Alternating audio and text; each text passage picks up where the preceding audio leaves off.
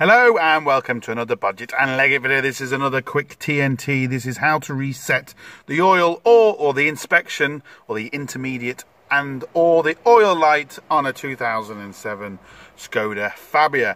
As you can see, when we turn the ignition on, we have an inspection light or a service light. Sometimes it can also come up with oil.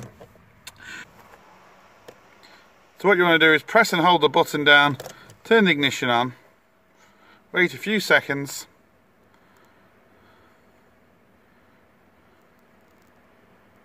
turn it clockwise, and there we go. Simples. So press and hold it, wait a few seconds, and then turn it clockwise, turn your ignition off, cycle the key, sorted.